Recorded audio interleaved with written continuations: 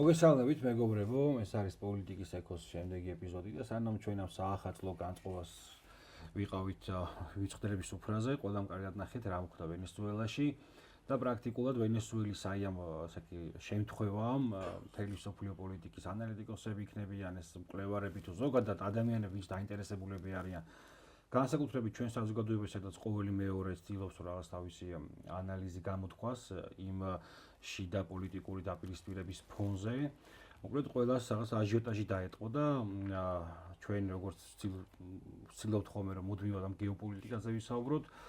დღეს დაგვეხმარება ამ საკითხის გაანალიზებაში გიორგი მდივანი, პოლიტოლოგი. პირველ რიგში მადლობა იმისთვის, რომ გვესტუმრე და ჩვენთვის მნიშვნელოვანია მხარდაჭერა ეს ახალი სახეების წარმოჩენა. ზოგადად ადამიანების მაქსიმალურად ესე იგი მაქსიმალური წარმოჩენა იმ ადამიანებისა, ვინც ცდილობს არა მხოლოდ განსხვავებული აზრი შემოიტანოს, ეხლა განსხვავებული აზრი უკვე ჩემთვის უკვე აღარ არის ეს რაღაც ტერმინი აქტუალური, არამედ ცდილობს რომ გაარღვიოს ეს რაღაც პროპაგანდისტული ბურუსი და ის რაც ცალსახა გახდა დღეს საერთაშორისო პოლიტიკაში, რომ ახალი სოფლიო წესრიგის ფორმირება ხდება, აი ამ პროპაგანდისტულ ბურუსში ისაუბროს, ეცადოს ყოველ შემთხვევაში რაღაცნაირად ჭეშმარიტებამდე მიიტანოს საკუთარი მოსაზრება და ამით საზოგადოებას დაუსვას ღია კითხვები, რომ დროა დავამთავროთ ძველი რაღაცა იდეოლოგიის ცხოვრება და ფართოდ გავახილოთ თვალები, იქნება გამომდინარე, რომ ძალიან მნიშვნელოვანია ჩვენ ამ ახალ სამყაროში სწორად დავამკვიდროთ ჩვენი ადგილი. მოდი დავიწყოთ ვენესუელის განხილვა და სანამ აი ამ ახალ შემთხვევას განვიხილავთ ამ ამერიკულ ინტერვენციას, სპეცოპერაციას, ზოგადად ვენესუელის გეოპოლიტიკურ მნიშვნელობაზე თქვათ ერთი-ორი სიტყვა. მოგესალმებით, მადლობა მომპატიჟებისთვის გიორგი, გილოცავთ შობა ახალწელს ყველაფერს ერთიანად, მაყურებელსაც უგლოცავ ყველაფერს და წარმატება მინდა გისურვოთ ამ საინტერესო პროექტში. ახალი წელი მართლა დაიწყო საკმაოდ საინტერესოდ, მაგრამ პრინციპში მოსალოდნელად, იმიტომ რომ ტრამპს უკვე დიდი ხანია გაცხადებული აქვს თავისი ინტერესი ვენესუელის მიმართ, არა მარტო ტრამპს, მოდით სიმართლე ვთქვა და აღვნიშნოთ, რომ ეს იმ საკითხთაგან არის ამერიკულ პოლიტიკაში, რაზეც იგივე აი თუ არის რაღაცა საკითხებზე ორპარტიული კონსენსუსი, ეს არის ისრაელის დახმარება ყოველ მიზეზს გარეშე და ეს არის ის, რომ შეერთებული შტატები უნდა იყოს დომინანტი ძალა დასავლეთ ნახევარსფეროში. უბრალოდ ეს დამაფიქრებელია იქენა გამომდინარე, რომ ეს ღიად ბრენდინგის გარეშე, ხო, მარკეტინგული აქტივობის გარეშე ეს აქამდე ახდებოდა. და ეს ყოველთვის იქნებოდა ეს ლიბია, ავღანეთი, ერაყი, სირია, თუ სხვა ქვეყნის ოკუპაციები და სხვა ქვეყნებში ინტერვენციები ხდებოდა რაღაცა იდეალისტური წარმოდგენებით, რომ ეს თურმე ადამიანის უფლებების გადარჩენის მიზნით ხდებოდა, იქაური დემოკრატიული წინსვლის გამო, მაგრამ ეხა ამისას აღარ ჯეროდა ბევრს, მაგრამ ეს აი რაღაცა ფორმალური საბაბი იყო, მაგრამ კარგად გვახსოვს, ხო? დონალდ ტრამსველდი, როდესაც გამოდიოდა გაეროს ტრიბუნაზე და ესე კოლბით აჩვენებდა, რომ აი თურმე ერაყში ქიმიური იარაღიაო და ეს იყო კასუსბელი, აღმოჩნდა, რომ ვერანაირი ქიმიური იარაღი მე ერაყში ვერ აღმოაჩინეს და აი ამ კუთხით ეს ტრამპის ეს ქმედება მართლა დასაფასებელია, რომ მან გულწრფელად პირდაპირ ყოველგვარი მოკიბვის და შელამაზების გარეშე თქვა რა უნდა შეერთებულ შტატებს ვენესუელაში. ეს არის იქაური ნავთობი, ეს არის იქაური სასარგებლო წიაღისეული და ეს არის რა თქმა უნდა უფრო შორს მიმავალი მიზნები, ეს არის დაპირისპირება ჩინეთთან და აი ამ ჩინეთთან დაპირისპირების გარშემო უნდა მოვიაზროთ ჩვენ მთელი საგარეო პოლიტიკა, რაც შეერთებული შტატების ბოლო წლებში რითაც იმართება. ეს კარგად ჩანდა, თუნდაც განახლებული დოქტრინით, უსაფრთხოების ახალი დოქტრინით, რაც პრინციპში არის ერთგვარი გაიდლაინი ამერიკული პოლიტიკისა, იქ პირდაპირ ეწერა, რომ შეერთებული შტატები უბრუნდება მონროს დოქტრინას. ეს მონროს დოქტრინა არასდროს არსად არ წასულა, პრინციპში ყოველთვის იყო. უბრალოდ ეს პირდაპირ ვერ აპელირებდნენ. იქნება გამომდინარე, რომ მონროს დოქტრინა თავის დროზე 2 საუკუნის წინ შემუშავებული იყო იმპერიალიზმის დროს, როდესაც იმპერიალიზმი იყო მთლიანი მსოფლიოს მასშტაბით და ყველა დიდი სახელმწიფოს თუ დიდი მოთამაშის განუყოფელი ნაწილი იყო და მისი პოლიტიკის, ეხლა განსაკუთრებით ხო აი ამ ცივი ომის დამთავრების შემდეგ და საბჭოთა კავშირის ნგრევის შემდეგ ესე ერიდებოდა ამაზე საუბარი. თუმცა ტრამპი პირველი ვადით, როდესაც გაიმარჯვა, მაშინაც საუბრობდა ესე ღიად პირდაპირ მონროს დოქტრინაზე, იქ რექს ტილერსონი, ვინც იყო მისი სახელმწიფო მდივანი, ისიც საუბრობდა და ეს მონროს დოქტრინა არცად არ წასულა. უბრალოდ ამ მონროს დოქტრინამ განიცადა მოდერნიზაცია. დონროს დოქტრინას ხო, დონროს დოქტრინა, მაგრამ შინაარსობრივადაც განიცადა. რაში მდგომარეობს ახლა ეს ტრანსფორმაცია და განახლება მონროს დოქტრინისა. ადრე, როდესაც მონროს დოქტრინას იღებდნენ, ხო? მთავარი ამოსავალი წერტილი ის იყო, რომ უცხო ძალები არ უნდა ჩაერიონ სამხედრო კუთხით დასავლეთ ნახევარსფეროში და აქ პირველ რიგში ხაზგასმული იყო სამხედრო საკითხი, რომ ფრანგების თემა იყო აქტუალური. კი, ფრანგების თემა იყო, ბრიტანელების ხდა ის, რომ ეს დონროს დოქტრინა მიიღოთ რა. კი ბატონო, იმიტომ რომ თვითონ შეერთებული შტატების ტერიტორიაც ხო ისე არის, ლუიზიანა ფრანგებისგან არის ნაყიდი, მერე ალიასკა რუსებისგან, ტეხასი ამ მექსიკელებს წაართვეს, მერე იქ მექსიკა შეერთებული შტატების ომი, იმ ომის შედეგად ძალიან დიდი ნაწილი, ბევრი შტატი ჩაიგდო ხელში შეერთებულმა შტატებმა და მოკლედ ეს განუყოფელი ნაწილი იყო, მაგრამ ადრე თუ საქმე ეხებოდა იგივე აი იმას, რომ დაუშვათ გარე მოთამაშეები სამხედრო კუთხით არ უნდა ჩაერიონ დასავლეთ ნახევარსფეროში. ეხა უკვე ეკონომიკურ თანამშრომლობამდე მივიდა. აი საინტერესოა, ანუ ის კი არა, რომ ისედაც ეხა არა აქვს, ხო არა, არც ერთ ისეთ ეხა არც მექსიკა ოდეკაბეს წევრი, არც ვენესუელა და არც ერთი ესეთი ესე იგი შეერთებული შტატების მეზობელი არ არის მისდამი მტრულად განწყობილი სამხედრო ალიანსის წევრი. ეს გამორიცხულია, ეს არასდროს არ მოხდება იქ.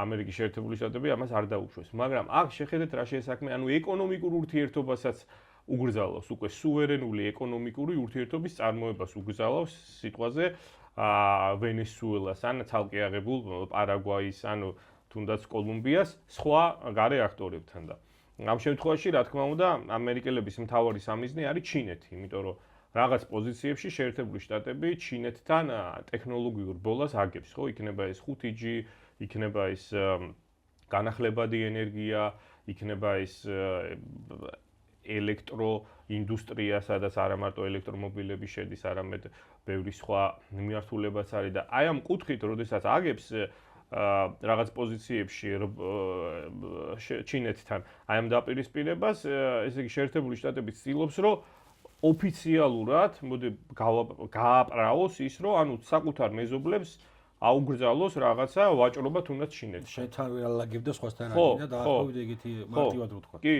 ანუ აი ეს ანუ უკვე ესე იგი ორდონიანია მონროს დოქტრინა, ანუ თავარი იყო პირველი სამხედრო ჩაურევლობა, ეხა ეკონომიკურადაც არ უნდა ჩაანო. ეს ცოტა რაღაცა შოკის მონგრელიც არის. თან შოკის მონგრელია ის, რომ პირდაპირ ხდება ამის თან აქ მარტო ანუ როცა ვენესუელაზე ჩვენ აქამდე რაღაცნაირად საუბრობდით, მეტიადად გამორიცხავდი იმას, რომ აქ რაღაც მასშტაბური სამხედრო ინტერვენცია იქნებოდა, იმიტომ რომ ეს ვენესუელის ლანდშაფტი, ზოგადად ბუნება, ანუ ეს არ იქნებოდა პრაგმატული აზრი ამერიკელებისათვის. გარდა ამისა, სულ ვიზახავთ, რომ იქ მარტო ვენესუელა არის. თავარი, ესე იგი, თქვა კიდევაც, რომ ძალიან ანუ ბრენდინგზე კი საუბრობდი და ესადა, რომ თითქოს ნარკო კარტელების კუთხით წასულიყო, თუმცა როგორც კი მოხდა სპეცოპერაცია, მაშინათვე განაცხადეს, რომ თავარი არის ნავთობის რესურსები ასე შემდეგ, ხო? და მე განაცხადა, რომ ძალიან ავადარი კოლუმბიაცო რა, ანუ იქვე, ანუ მარტო ვენესუელა ხო არის, აქ არის მთელი, ზოგადად ლათინო ამერიკული სივრცე, სადაც მისი მომხრე ერთ-ერთი ქვეყანა ეს არის არგენტინა და არგენტინა მომხრე არის ცოტა პარადოქსული არგენტინის ისტორიას ვიცნობ ზოგადად კულტურას. ნუ დღევანდელი ადმინისტრაცია. და ძალიან მთავარი ესე იგი მიზანი ეს არის ბრაზილია, რომელიც მონსტრია, რეგიონალური ლიდერია და პრაქტიკულად ის ბრიქსის აქტიური წევრია და თუ ვინმე იქ რეგიონში სულის ამინც, სულის ბრაზილია.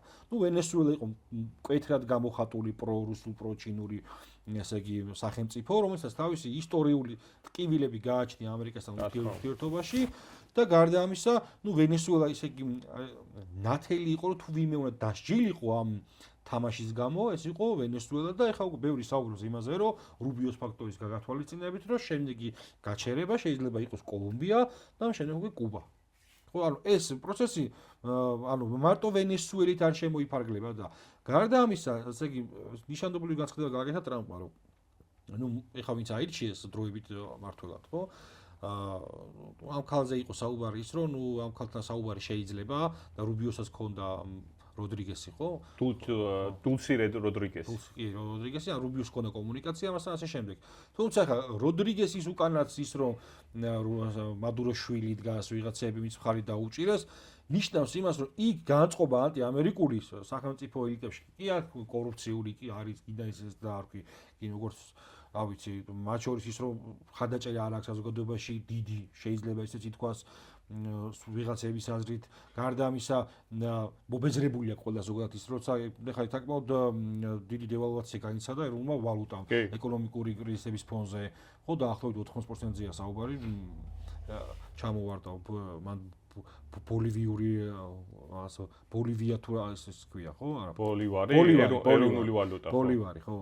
ბოლივიზაციის პროექტი ხო და ხა რთულია იქ ცხოვრება, თქმა უნდა, მაგრამ ხა ანტიამერიკული განწყობა არცად არ გამქრალა რა და თქვა კიდევაც რომ თუ ვენესუელა ჭუას არ ისწავლის და არ გახსნის იმ რაცაა მისი მთავარი მიზანი, მეორე დარტყმა იქნება რა და ეს მეორე დარტყმა უკვე შეიძლება ის აღარ იყოს უკვე ამ როდრიგესის გადაცემა ან სხვა რაღაცა რა. იქ ჩვენი მთავარი მიზანი არის რომ შევცვალოთ თამაშის წესები კი არა, ვაიძულოთ რომ თვითონ შეცვალოთ თამაშის წესები ვენესუელაში და ამდენად მოსალოდნელია ის რომ ეს შემდეგი გაჩერებები რაც საუბრობენ რა, ეს და უფრო კოლუმბია იყოს თუ კუბა, ნელა მიეწყოს რა.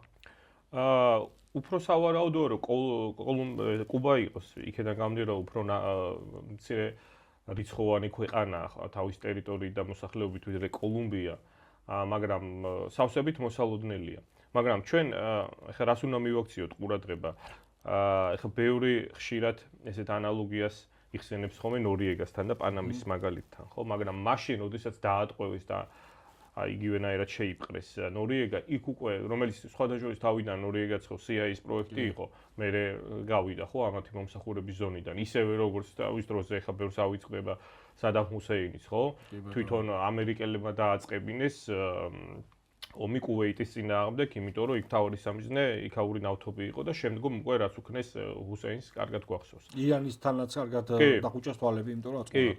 მაშინ ნორიეგას შეპყრობის მერე გამზადებული ყავდათ ვიცე-პრეზიდენტი, რომელიც თავისი ასე ვთქვათ გავლენის აგენტი იყო. აი ხა ამ შემთხვევაში ეს რადიკალურად განსხვავებული სიტუაცია. ანუ მადურო და მისი ცოლი კი დაატყვევეს, მაგრამ იქ ასე ვთქვათ სახელისუფლებო ვერტიკალი ვერ ჩამოშალეს. ისევე როგორც აი იგივე წლის დასაწყისში, ანუ გასული წლის შუა რიცხვებში, როდესაც ირანს დაარტყეს, იქაც ვერ ჩამოშალეს. ეხლა ცდილობენ ჩამოშალეს. ხო, ეხლა ცდილობენ, მაგრამ ნუ რამდენად ეს დროის ამბავია, ვნახოთ. როგორ განვითარდება მოვლენები. ეხა ეს ვინც არის დულსი როდრიგესი, მაგალითად, ვიცე-პრეზიდენტი ყოფილი და ეხა უკვე პრეზიდენტის მოვალეობის შემსრულებელი, ეხა ამან როგორ უნდა შეცვალოს რადიკალურად თავის პოლიტიკა, უბრალოდ მის ბიოგრაფიიდან ერთ მომენტს რო გადავავლოთ თვალი, მამამისი დაატყვევ, რომელიც იყო ერთ-ერთი დამფუძნებელი ან მემარცხენე მოძრაობისა ვენესუელაში, დაატყვევეს და მოკლეს, ესე ვთქვათ, CIA-ის დატრენინგებულმა ვენესუელებმა რა. და კარგად ახსოვს ეხა ამ კალბატონს ხო ოჯახური ტრაგედიაა და ანუ ის თვალს არ დახუჭავს ესეთ რაღაცაზე. თუმცა ანუ რაღაცა ცდილობს ეს რომ სამხედრო კონფლიქტის არიდების მიზნით რაღაცა იქ ოდნავ ნავთობის გადამუშავებაზე, მაგრამ იქ არ არის საუბარი რომ სრულად შეერთებული შტატები განაგებს ვენესუელურ ნავთობს რა, მას უნდა დავაკვირდეთ დინამიკას. იქ არაფერი ჯერ ცალსახა არ არის. იმიტომ რომ იქ რამდენიმე ტანკერი დაისქნეს, ესე ვთქვათ, დააკავეს იქ პერსონალი, ასე შემდეგ, სხვათა შორის გახშირდა აი ამ ტანკერებზე და ზოგადად საზღვაო ოპერაციები. რაღაც მომენტში მეორე მსოფლიო ომის აი ძალიან კაი ანალოგია. წინაპირობებს. ძალიან კაი ანალოგია. ეს ბევრს ავიწყდება და ძალიან სწორად აღნიშნე ეხა შენ რომ ისევე როგორც მეორე მსოფლიო ომამდე, ისევე როგორც პირველ მსოფლიო ომამდე, აი რა უძღოდა, ხო?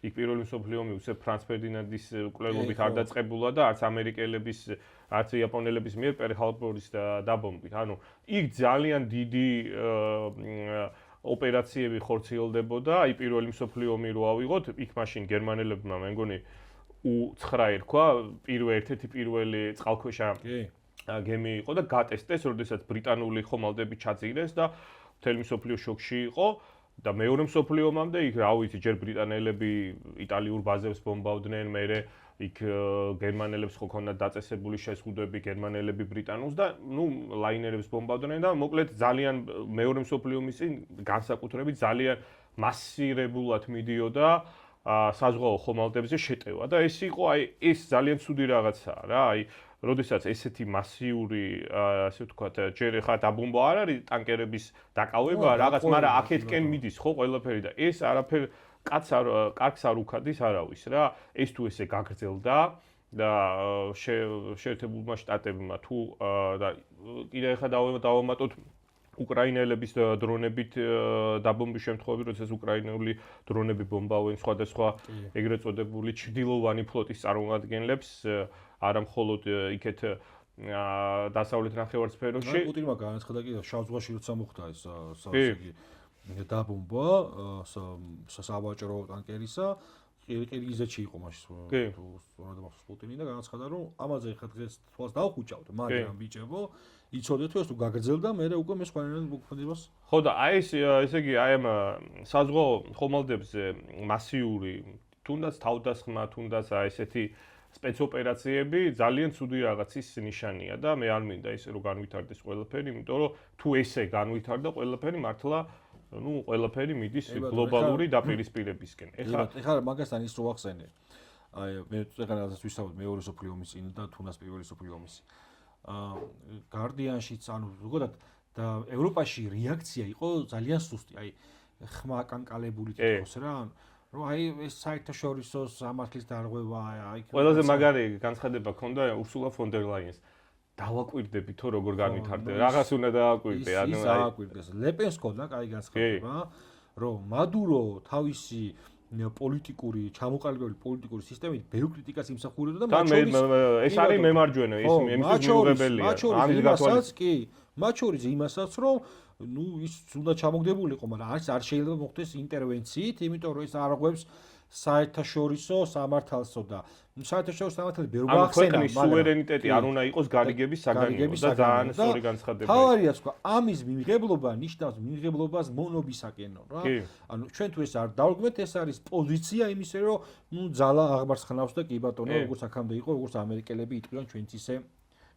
მოვიქცევით და გარდიანში რომელიც ახლა ნუ რა თქმა უნდა უფრო მეტად ლიბერალური ბრიტანული რაღაც სივრცის ასე იგი საინფორმაციო პორტალია და საინფორმაციო ველია თუმცა იქ ერთ-ერთი რაღაცა მნიშვნელოვანი რაღაც დაიწერა ესეთი რომ კი რა თქმა უნდა საერთაშორისო სამართალი დაარღვია ამას ყველა ამბობს და ეს უკვე გაცვეთილი ფრაზაა მაგრამ ჩვენ თუ ვაღიარებთო ასე იგი ტრამპის ამბიციას რომ das მისია ლათინოამერიკული როგორ და ამერიკული სივრცე იყოს მისი გეოპოლიტიკური ინტერესების საგანი ეს ნიშნავს იმას რომ ჩვენ უნდა ვაღიაროთ ასევე აღმოსავლეთ ევროპა რუსეთის გეოპოლიტიკური ინტერესების საგანი და აქეთკენ მიდის სამყარო ეს იყო შეშფოთების საგანი მაგათ ვხინან და რამდენად პრეცედენტული საქსას ზეფრის აქციის ის იყო პოდკასტი იყო ნორვეგიელ გლენდიზენთან კი ბატონო და იქ თქვა ეგეთი რაღაც დაახლოებით რამდენად პრეცედენტული შეიძლება იყოს უკლედ ეხლა ეს რო გამიხილოთ რომ ну თუ ამერიკელებს აქვთ უფლება მათ შორის სხვა შორის ჩინურ სოციალურ მედიაშიც აქტიურად წამოიწია ესაზრე თუ ამერიკელებს უფლება აქვს შეიჭრას ვენესუელაში თუ არა აქვს პეკინს უფლება შეიჭრას ტაივანში ანუ რამდენად პრეცედენტული შეიძლება გახდეს მით უმეტეს იმის ფონზე რომ ჩვენ თუ გავიხსენთ იგივე რუსეთის მოქმედებებს 2007 წელს როცა განაცხადა პუტინმა რომ კოსოვოში შეჭრა ეს იყო ცუდი პრეცედენტი და თუ ესეა მაშინ მეც სხვანაირად მოქმედება ანუ გავალ თანამედროვე სოფლიო წესრიგიდან რამდენად შეიძლება ამას ასე იგი მიცეს არგუმენტაცია სხვა ქვეყნებს რომ თუ ესეა მეგობრებო მაშინ მეც ჩემი უფლება მაქვს იმიტომ რომ ეს არის ჩემი გეოპოლიტიკური ინტერესის სფერო მათ შორის ჩინეთის და ტაივანი მე მაინც არ გონია ჩინეთი მასე მოიქცეს და ხა რუსეთი კი იქცევა კიდევ არა სავსებით მოსალოდნელია იმიტომ რომ სამართალში ჯერ საერთაშორისო სამართლამდე სანამ თვითონ ამერიკული სამართალი რო ავიღოთ, იქ ყველაფერი პრეცედენტებზეა დაფუძნებული და საერთაშორისო სამართალში მით უმეტეს, ხო? აი ჩემი მორალიაო ხო, ეხლა ნიუ-იორკ ტაიმსთან თქვა ინტერვიუში, რომ არანაირი საერთაშორისო სამართალი მე არ მაინტერესებსო, მე ერთადერთი რაც გამაჩერებს, ეს არის ჩემი მორალიო და არავის ზიანს არ ვაყენებ, ხო, ეს დაამთავრა მაგრამ და იქ კიდე მაგარი განცხადება ქონდა, რომ გრენლანდიაზე რო საუბრობდა, ანუ ორი ვარიანტიაო რა, ან ყველაფერს მარტივად მოვაგვარებთო, ან ცოტა რთულად და ხისტათო და ისევ მე ბოლოში თქვა, რომ ისევ მე დანიელები ძალიან მიყვარსო, იმიტომ რომ ძალიან კარგად მიყურებენ, კეთილად არიან გაწყობილი, ანუ თან ტროლავს რა ერთდროულად. ხო, საერთაშორისო სამართალში ეს პრეცედენტული აი ეს რა თქმა უნდა გამოიყენება ყველა დიდი იმის მოთამაშის მიერ. აი რა იყო მთავარი, ხო, აი ესე იგი იალტა პოცდამის წესრიგის და მერე უკვე ჰელსინკის შეთანხმებით ესეც ავიწყდება ბევრს განპირობებული, რომ ანუ ტერიტორიული ესე იგი ურღვეობა, ხო? ესე იგი არ უნდა დაირღვეს იმ ქვეყნების ის საზღვრები, რაც იყო აღიარებული და როდის დაიწყო ეს ყველაფერი? დაიწყო მაშინ, როცა დაიბომბა იუგოსლავია, როდესაც 70 თუ 79 დღის განმავლობაში პირდაპირ მიმდინარეობდა იუგოსლავიის დაბომბვა, სხვათა შორის მაშინ ჩინეთის საელჩო დაბომბეს იუგოსლავიაში. ეხლა სხვათა შორის მადუროს ოპერაციამდე ბოლო ვინც მიიღო მადურო იყო კი ჩინეთის დელეგაცია. კი. ხო, ანუ აი მაშინ უკვე აი ეს იგი დასავლურმა კოალიციამ ეს ბოთლიდან ჯინი გამოუშვა, ხო და მე აი ამის შედეგებს, ანუ ხა ამის თქმა ძნელია, მაგრამ რუსეთი ხშირად პირდაპირ აი ესეც სარკისებრ რაღაცას უკეთებს შეერთებულ შტატებს. რა თქმა უნდა, ხა რუსეთს არ აქვს არც მხელა, არც ფინანსური შესაძლებლობა და არც მანევრირების საშუალება რამდენი შეერთებულ შტატებს, მაგრამ ის რაც მოხდა იუგოსლავიაში პირდაპირ იყო ძალიან ცუდი ჩვენთვის და ჩვენ აი ეს ტრაგედია ჩვენ თავზე განვიცადეთ, ხო?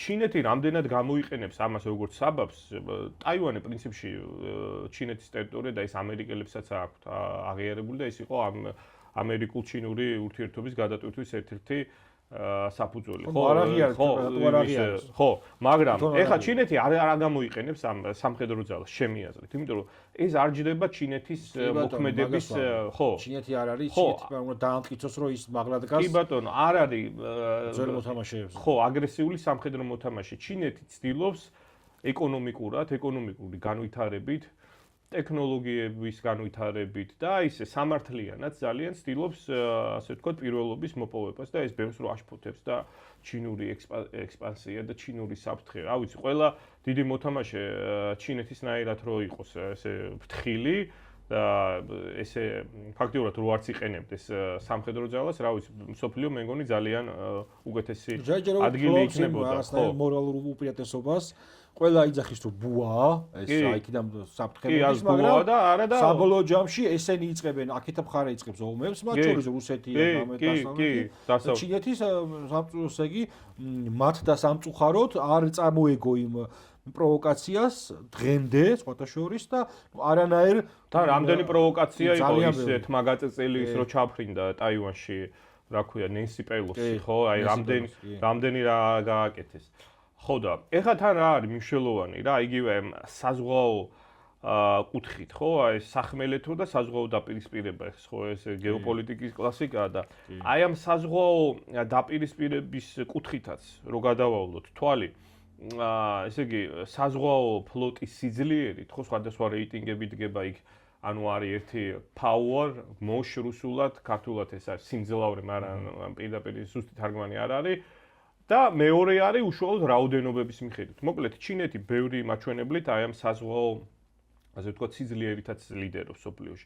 ეხლა მე ომის დივარმა პირდაპირ თქვა, რომ თავარი ძალიან გაიჩინა. გემჩვენებლობას რო გადახედო, გემჩვენებლობა არ არის ყოველთვის სამხედრო ფლოტი, მაგრამ გემჩვენებლობასაც რო გადავხედოთ, იქ ისეთი უპირატესობა აქვს საერთოდ, რომ იქ არის 50%-ზე მეტი რა მთლიანი გემჩვენებლობის რო. ანუ ამ კუთხითაც იმას უჩხიკინებს ამ შემთხვევაში შეერთებული შტატები, სადაც ჩინეთი არის ძლიერი რა, იგივე ამ საზღვაო, უბრალოდ ის არც მაქსიმალურად ცდილობს გარიდებას რა, რომ აი მაქსიმალურად ეს ესკალაცია. წითელი ხაზები იქაც არის და იქაც არის. ეხლა რამდენად ექნება ამას პრეცედენტული ის, რა ვიცი, ეხლა ნუ აი ეს საინტერესო იყო ის, რომ ანუ რა, შეიპყრეს უცხო ქვეყნის პრეზიდენტი და საკუთარი კანონმდებლობით უნდათ გასამართლება იმაზე თან ნარკოდანაშაულზე და ვენესუელას მთლიანად რასაც ედავებიან, ხო, ფორმალურად რუბიოს უყავს ამის გამეორება ხშირად ტრამპი ამას არც იძახს პირდაპირ იძახს, რომ მე მინდა ნავთობიო, ის ნავთობი უნდა დააბრუნონ უკან რაც მოკპარესო, პირდაპირ ამბობს და რა ფულსაც მიიღებენო, იმ ფულით უნდა შეიძინონ ისევ ჩვენი პროდუქცია, ნუ მერკანტილისტსაც აბრუნებს.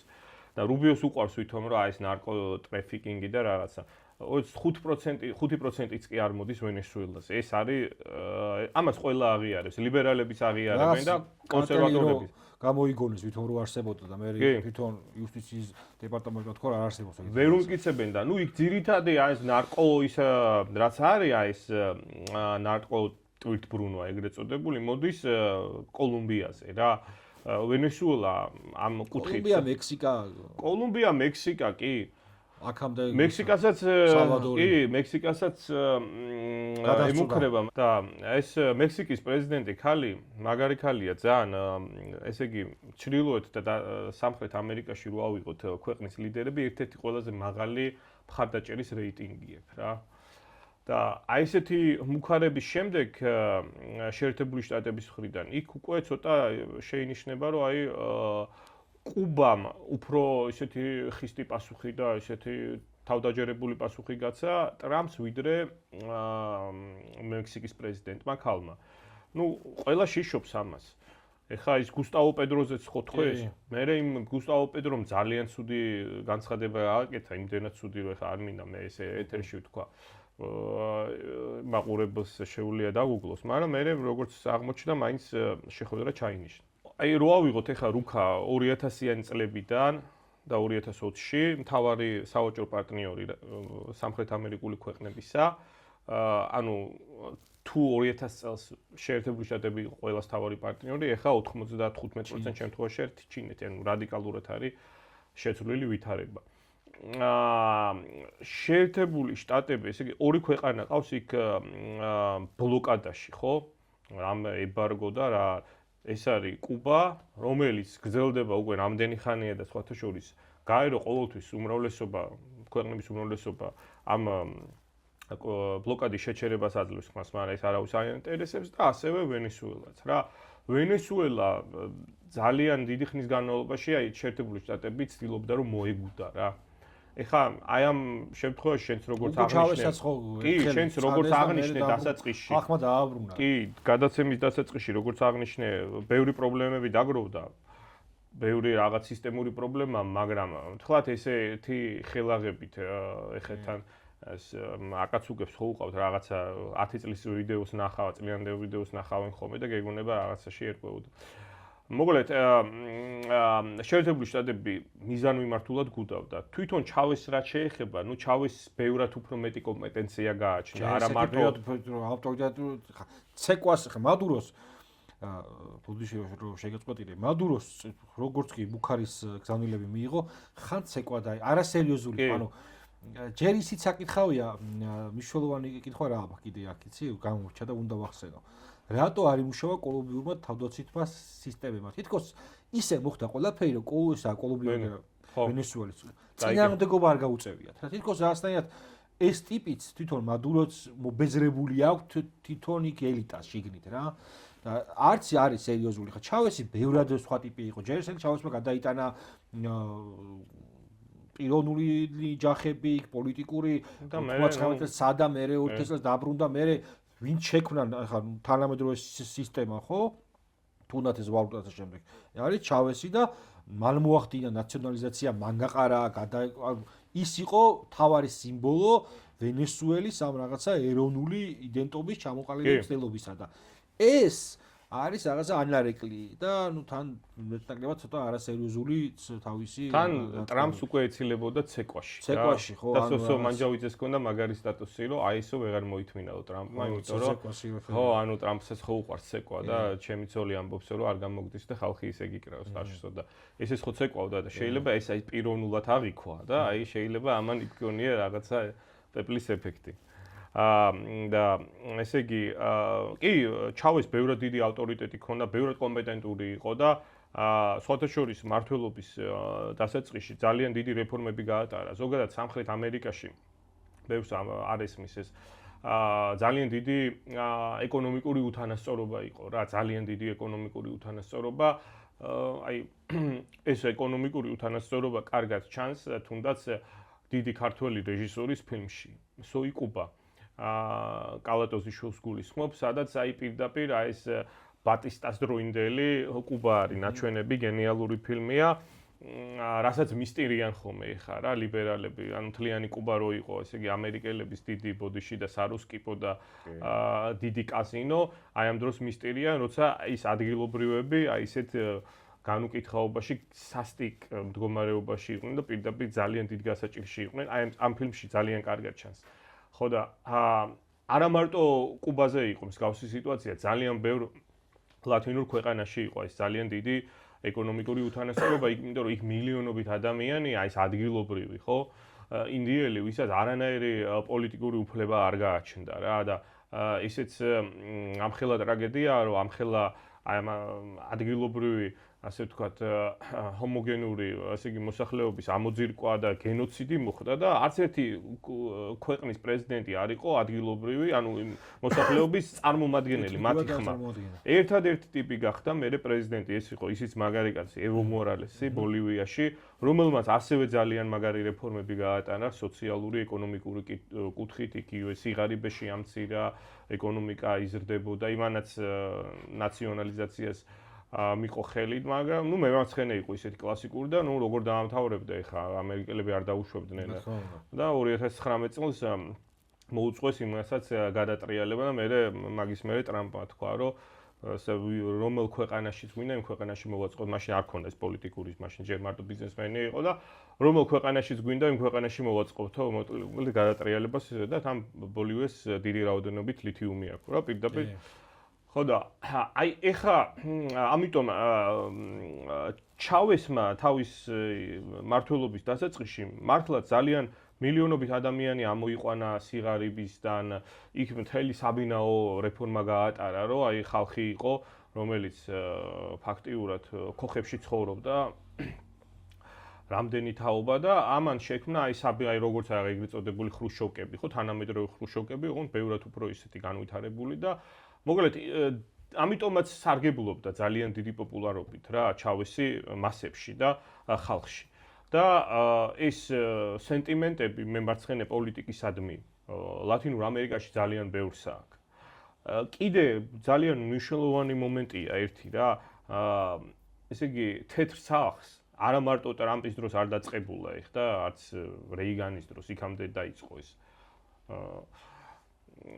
თეთრ სახლს აქვს განსაკუთრებული ესეთი შიში ზოგადად მემარცხენე მთავრობების მიმართ თავის სამეზობლოში და არც ერთი შემთხვევა ფაქტიურად არ გაუშვა ხელიდან, რომ წარმატებული მემარცხენე მთავრობა ამოეყირავებინოს, ან სამხედრო ინტერვენცია არ მოეწყოს, ან რა ვიცი. ცდელობა მაინც მინიმუმ. ნუ აი ახლა შორს რო არ წავიდეთ, ხო, 1973 წელი.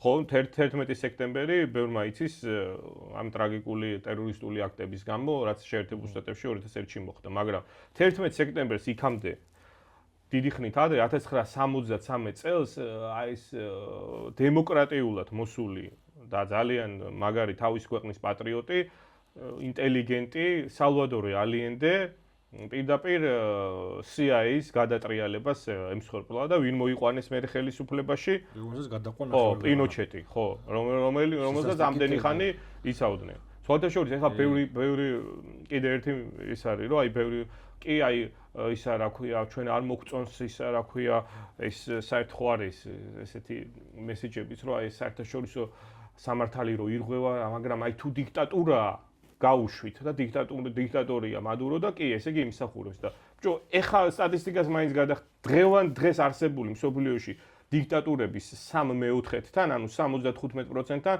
შეერთებული შტატები ძალიან აქტიურად თანამშრომლობს და პირდაპირ სამხედრო შეიარაღებასაც აძლევს და ასე შემდეგ. რა ვიცი მე, შეერთებული შტატები ყოველთვის თანამშრომლობდა აქტიურად და თავისი დიქტატორები ყავდა, აგერ ის ნიკარაგუას ისავიღოთ, რა ქვია, დიქტატორი სამოსა, რაზეც თქვეს, ხო? ამათი მომენტი კიდე რა იყო ხა, აქაური მაჩადოების, რომ აი მაჩადოას ხო უთხრა, რომ მოგცემო იმას, რა ქვია. მაჩადო ვაფშე სამარცხვინო ქალი აუქციონზე გამოიყვანა. რადგან საუდის არაბეთის ნავთობიო, აგერ ჩვენი.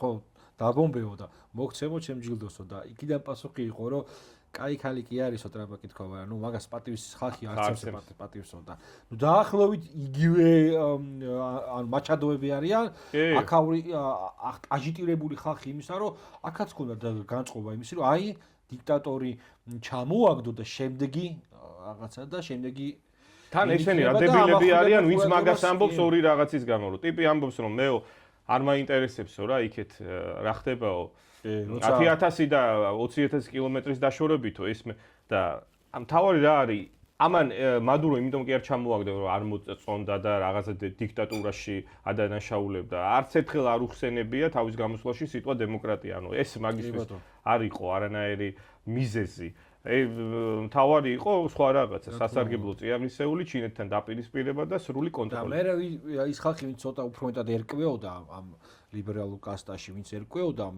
რაღაცა ენერგო რესურსებში ახალი ის წამოაყენა რომ იქო ესე იგი შეიძლება არ აწარმოებსო ვენესუელა დიდი რაოდენობის ნავთობს ყოველდღიურად ხო მილიონ ბარელზე ადის და გონი სოფლიო აწარმოებს 100 მილიონზე ნუ მეც რა 1%-ია ყოველ შემთხვევაში ვენესუელის წარმოება სოფლიო ნავთობის წარმოებასთან შედარებით მაგრამ მას აქვს დიდი მარაგები და მართლა ერთ-ერთი ყველაზე პირველი არის მიუხედავად იმისა რომ ძიმე ხელუხლებელი და გადამუშავება ჭირდება კი ჭირდება ძალიან დიდი თანხები და დიდი ესე იგი მაღალი ხარისხის ტექნიკა რო გადაამუშავოს მაგრამ ამითო შეეცდებაო რომ დააგდოს ნავთობის ფასი და რაც გააკეთა ესე იგი საბჭოთა კავშირის პერიოდში რომ დააგდო ნავთობის ფასი და ამან ხელი შეუწყო ეკონომიკურ კოლაფს საბჭოთა კავშირის და იგივეს ელოდებიან რუსეთთან მიმართებაში და ეს ერთ-ერთი არგუმენტი ეს იყო ხა ლიბერალურ ეს ნაწილობრივ ნახევრად სიმართლე არის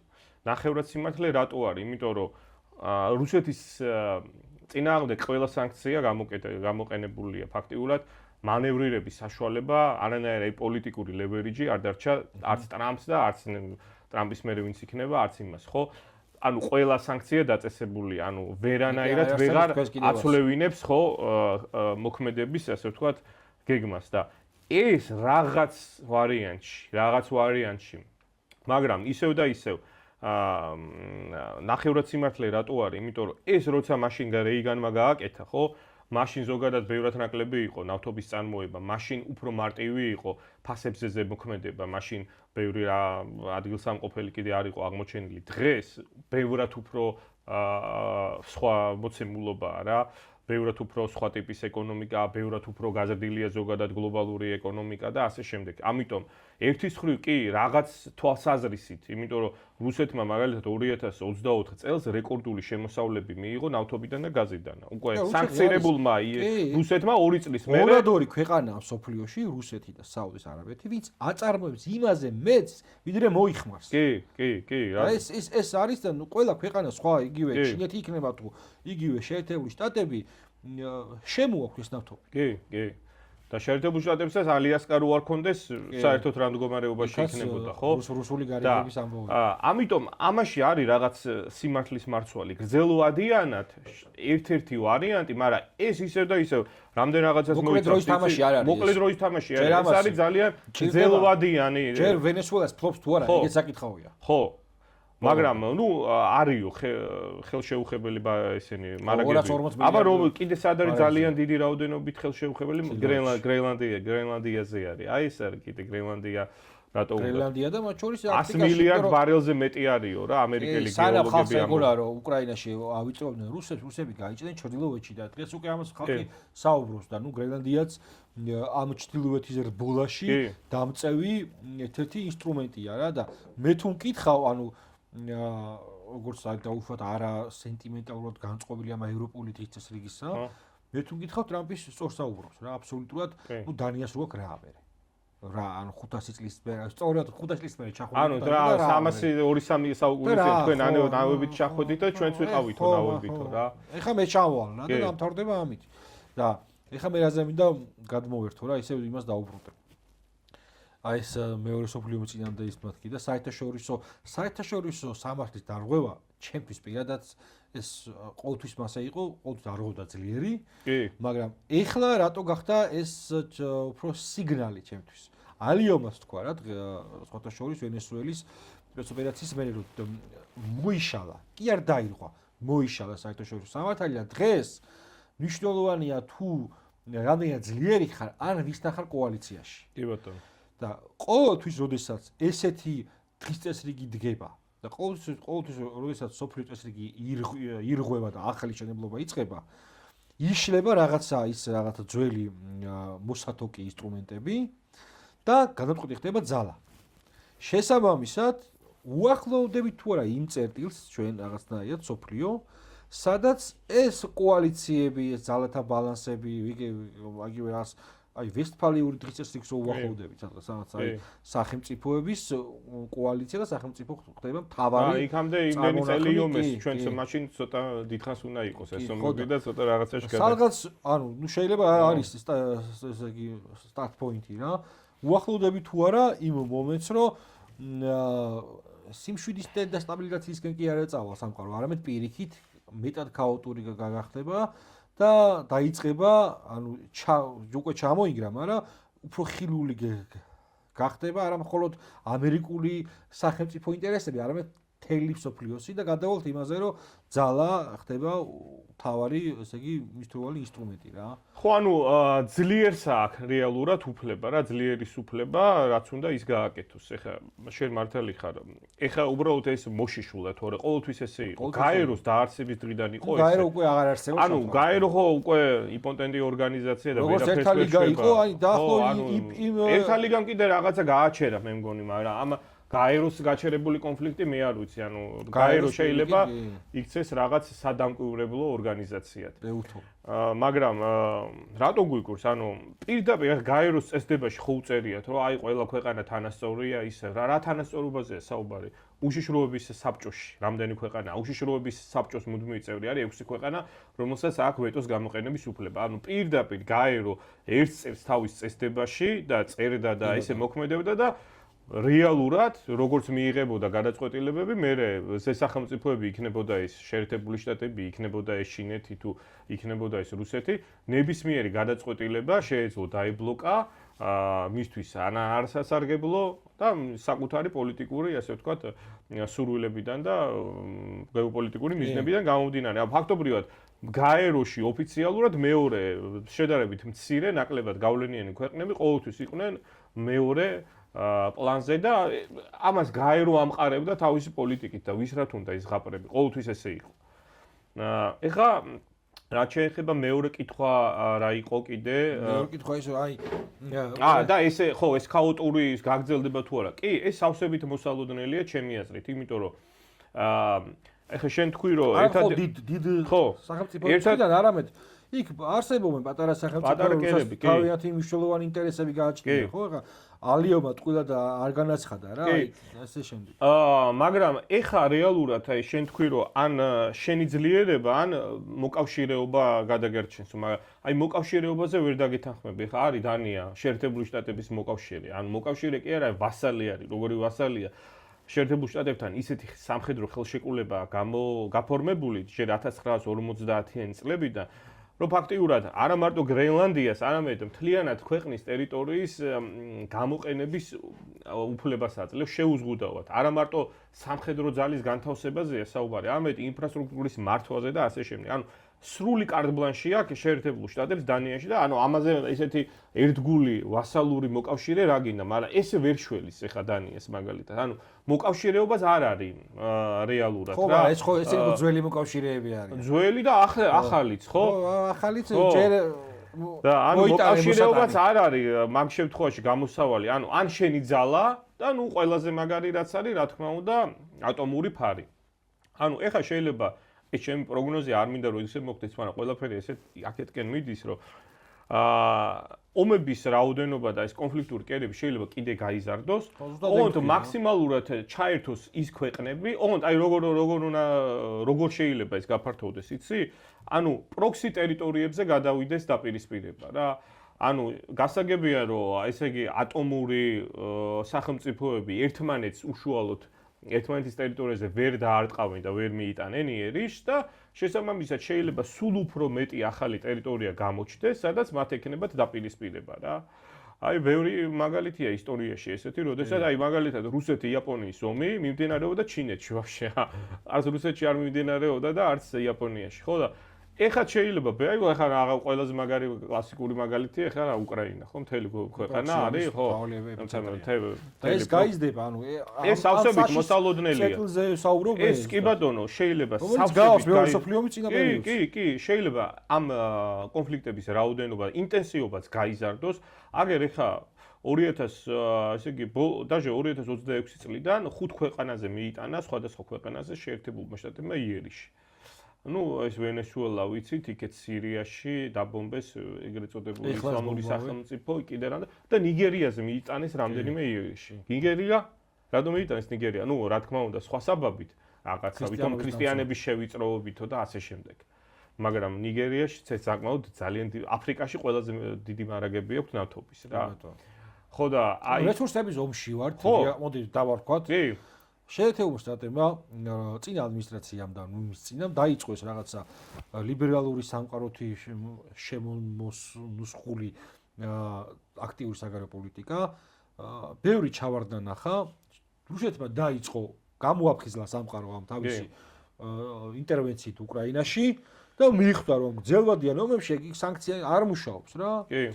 მიხვდა რომ სანამ ესენი რაღაც ჩართული იყვნენ რაღაცა იდეოლოგიურ სისულელეების შემოვლობაში, შიეთმა გაასწრო რუსეთის სანქციების ვეღარ ერევა და საჭირო იყო მარაგების შევსება და ის ესე იგი მისი გეოპოლიტიკური ინტერესებიდან ამოგდებული სახელმწიფოების დაბრუნება და რესურსების ომი. იგივე იყო ეხლა ყირიმშიც ხო, ყირიმში კი უკრაინაში პირველი შეხვედრა როცა იყო ზელენსკისა და ტრამპის, თავარი უთანხმოება რაზე იყო, რომ მოაწერეთ ხელი მინერალების ხელშეკრულებას და არაფერი არ აინტერესებდა იმის მეტი რა.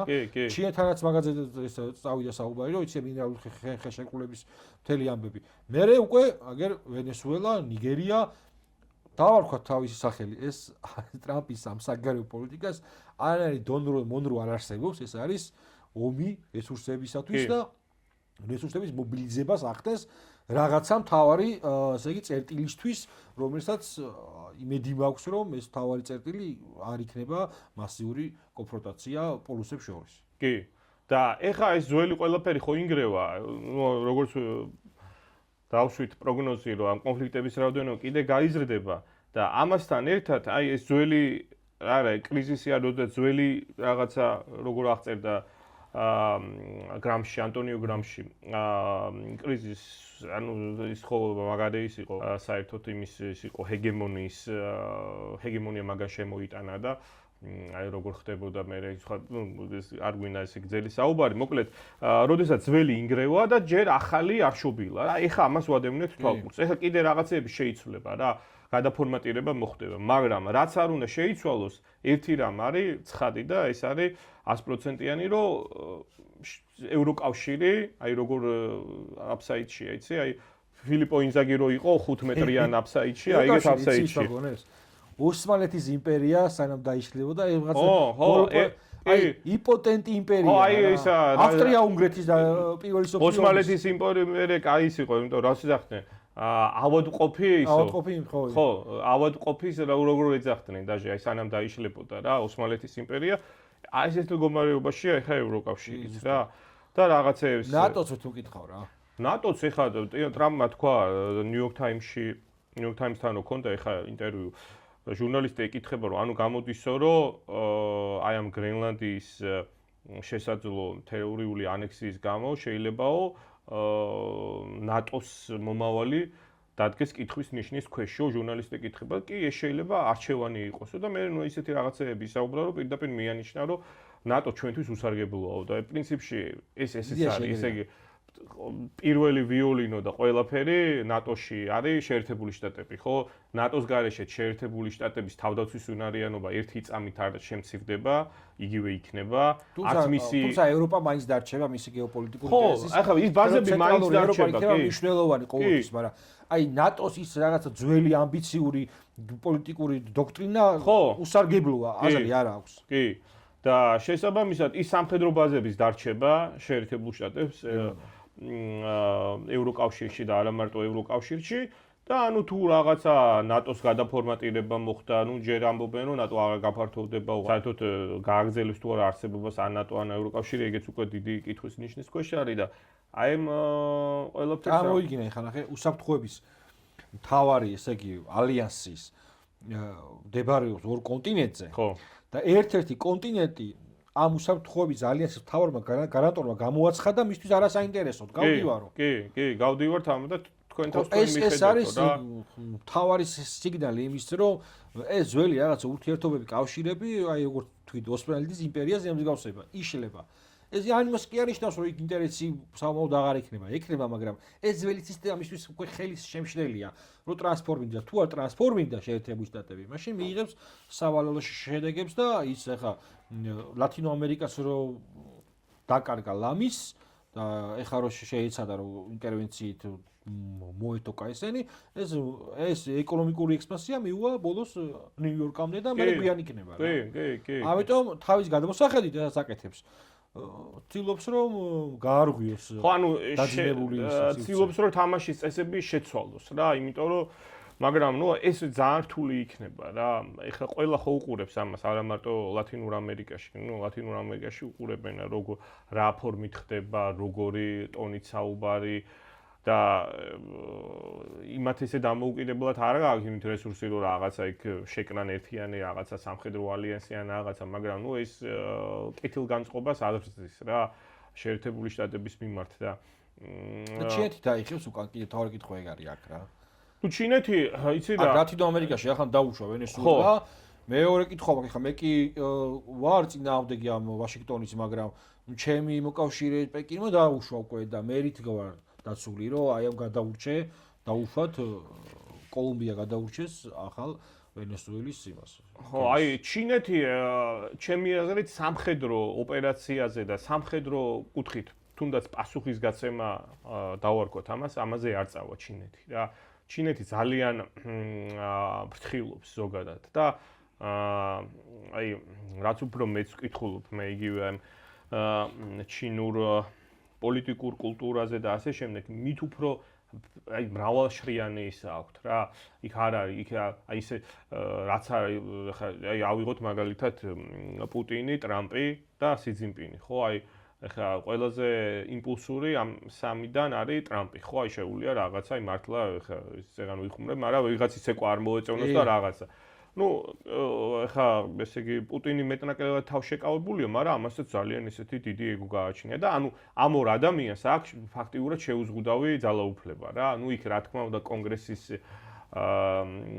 საკითხიც უნდა ხედველობაში მივიღოს, მაგრამ კონგრესში ჯერჯერობით შემდეგ არჩევნებამდე უმრავლესობა აქვს.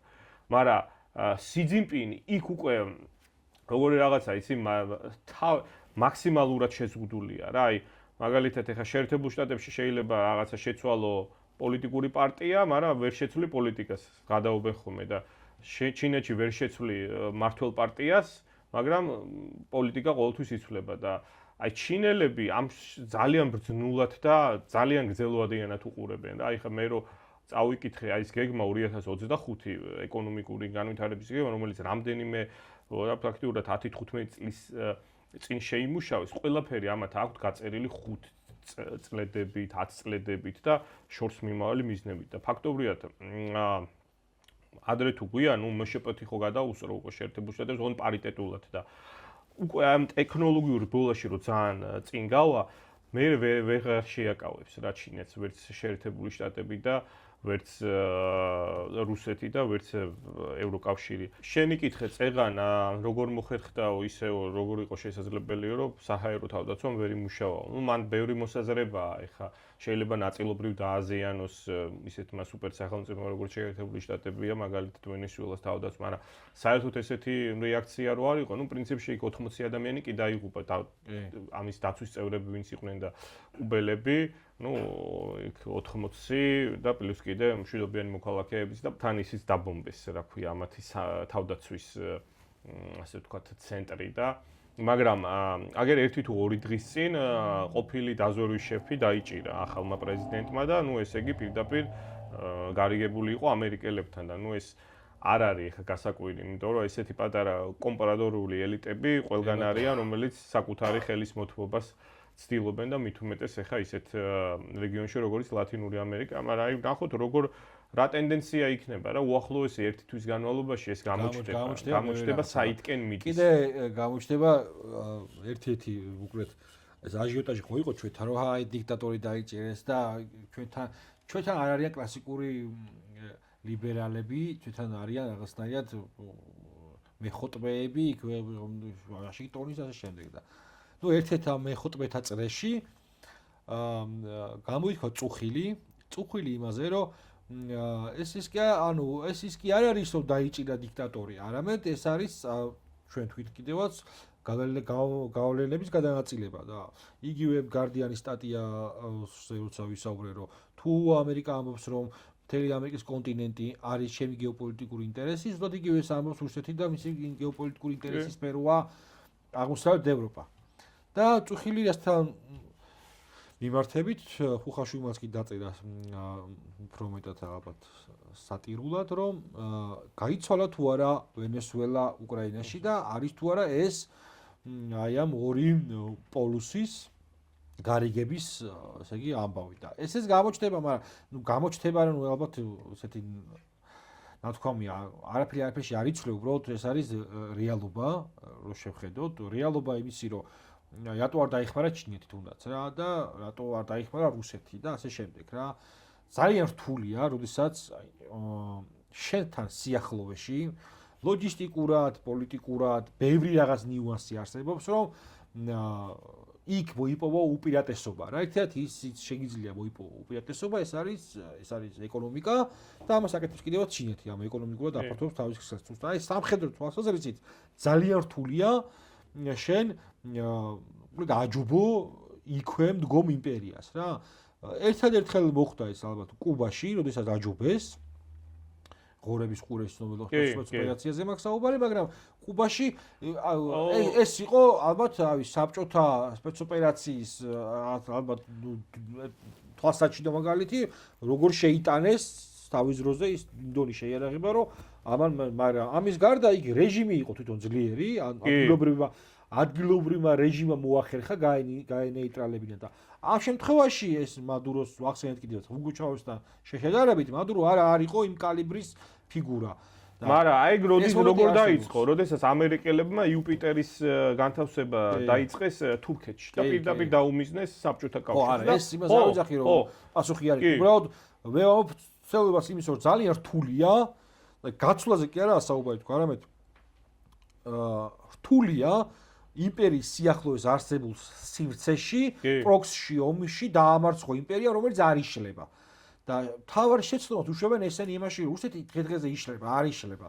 რუსეთის იმპერია თუ იქ ძლიერი რეჟიმი არის და ძლიერი ავტორიტარი მართავს, ყოველთვის ძლიერდება ომის პერიოდში. პირიქით ხდება ეს და ეს ისტორია მაჩვენა. კი. და აქაც ეს არის შემთხვევა, იმიტომ კი არა რატო არ დაიხმარა პუტინი იმას რა ქვია მადუროს ან გაიცვალა კი არა. კი არ გაიცვალა, ეს არის გეოპოლიტიკური რეალობა რა. და კიდე რა არის, რომ ტრამპს ეშინია კონვენციური ომის. ძალიან ეშინია. ირანშიც როგორ გამოჩნდა? დაბომბა და მე ბოდიშებს უხდიდა და არ გინდა თუ კაიო მე ირანელებმაც ხო დაბომბეს საპასუხოდ ამერიკული ბაზები, მეტი აღარ გინდა. როგორ ისე დაბომბოს ერთმანეთი გააფრთხილეს, გაიყვანეს, ხო, წინასწარ. ეხა აქაც პანიკური შიში აქვს გრძელვადიანი კონვენციური ომის, იმიტომ რომ ხონახა 20 წელი ავღანეთში ხათაშორის ერთ-ერთი მთავარი გადაწყვეტილება ავღანეთიდან გამოსვლის თაობაზე მიიღო ტრამპმა. პირველი ვადისას. უბრალოდ მან რა ქვია ბაიდენმა ამის რეალიზება მოახდინა და აი ეს შიში აქვს რა აგრძელვადიანის და ნახოთ. მშვიდობა ჩვენსკენ და ჩვენ ისევ ნეიტრალიტეტს უნდა მივყვეთ, იმიტომ ჩვენ უნდა რომ მივყვეთ პირველი ომიც, სოფლიო ომიც, მეორე ნებისმიერი ომი გვაჩვენებს იმას, რომ ყველაზე მეტად ხეირობენ ნეიტრალური ქვეყნები, რომელიც არც ერთი ბლოკის წევრები არ არიან. კი და თავარი კიდე რაც არის, ნუ ხექს სახელმწიფოს მართლობის ამბავია და ჩვენი ხელისუფლების და პოლიტიკური წრეების ხალხში ჩვენთვის რა არის თავარი, რომ ფართოდ გავახელოთ ეს თვალები და არ შეიძლება იმით რაღაცა ემოციებით აუყვეთ, რომ გადავაგდეს დიქტატორი, რა კარგია, ან რა ცუდია პირიქით რა. როგორც ირანთან მიმართებაში არის ეხაც ემოცია, შაჰი დაბრუნდება და ამათ შაჰი ის გონიათ არა, შაჰი დაბრუნდება, შაჰი რომელიც იყო პირდაპირ მარიონეტი ამერიკელების და შაჰი ჯერ რეჟიმი ქონდა ეგეც უნდა დაბრუნდეს მოსადეყი, რომელიც იყო პირველი ისეთი და მოსადეყი მე როგორც სამარცხვინოდ შინატყეობაში მიიცვალა კიდევაც. მოკლედ, მადლობა. პირიქით მადლობა გიორგი მოპატიჟებისთვის. ვიმედოვნოთ ის, რომ იქ რასაც ვისაუბრეთ, რომ სამყარო მიდის ძალიან ცუდ წერტილამდე და სავარაუდოდ გაიზრდება ეს კონფლიქტები, ვივარაუდოთ, რომ ჩვენი ეგო გვერდზე გავწიოთ და ჩვენ და სამწუხაროდ ეს იყოს სტარი შეხედულება. თუმცა რეალობა მაინც ესეთი აქეთკენ არის მიმართული. გაიხარე და მადლობა კიდევ. მადლობა კიდევ ერთხელ.